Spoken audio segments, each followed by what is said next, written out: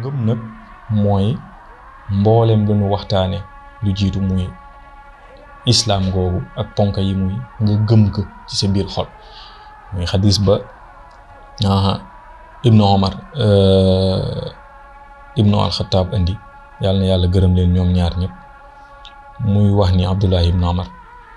muy wax ne samihtu rasulullahi sallallahu alayhi wa sallam boo déggee xadis buy tàmbalee loolu rek xamal ne darajay marfon lañ koy jox maanaam wax la gu mu dégg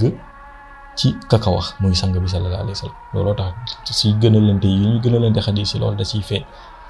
mooy ne kii nga xam ne dafa déggee xadis ci yoneen sallallahu alayhi wa sallam bokk la ki nga xam ne dafa dégg keneen ku ko dégg ba ñu àgg si yoneen ki ko dégg direct ci moom booba day gën a dëgër mu ne tabax nañu lislaam ci juróom ash-shahaadatu an la ilaha illa allah wa anna muhammadan rasulullah wa iqaami salaat wa itaa zakat wa xajjul bayti liman istataa wa sawmu ramadan loolu mooy juróomi ponk yi nga xam ne ñoo tabax lislaam bi ñu xam gëm loola nag mooy imaan saxal ko ci sa xol imaan boobu nag dafa am ay ponk yooyu mooy li ma la waxoon rek kenn yi nga xam ne ñoo ko téye ñoom it sallallahu alayhi wa sallam leeral nañu ko ci xadis boobu ma la doon wax mu xadis jibril ba sallallahu alayhi wa sallam di wax ne te sax alquran ak ñi ko indi yaa ayyuha allazina aminu billahi wa rasulihi wa kitaabihi allazi nazzala ala rusulihi wa kitaabi allazi nazzala min qablu wa man yakfur billahi wa malaikatihi wa kutubihi wa rusulihi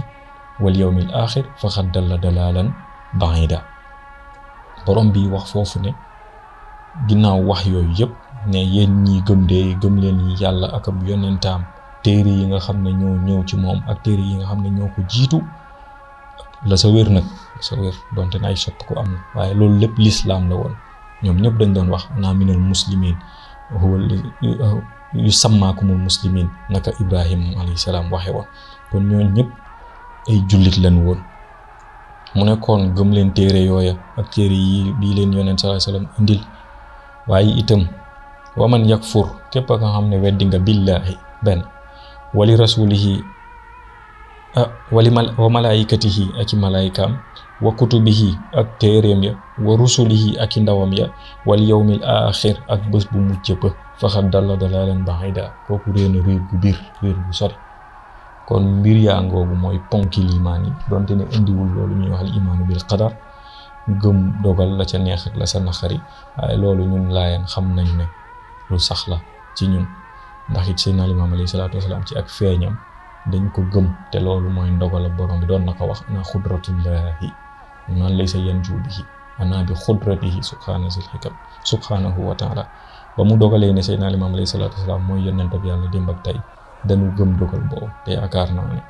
loolu feddalaku la ci mbiru ngëm kon an Omar ibn al-Khattab radiyallahu ta'ala anhu anna nabi sallallahu alayhi wa sallam xaala annahu xaala moom sanga bi wax na ne ponki imaan dëgg moo di an tu'mina billahi wa malaikatihi wa kutubihi wa rusulihi wal yawmil axir wa tu'mina bil qadari xayrihi wa sharrihi am na nag ñu indi leneen ibnu Ashir mu ngay indi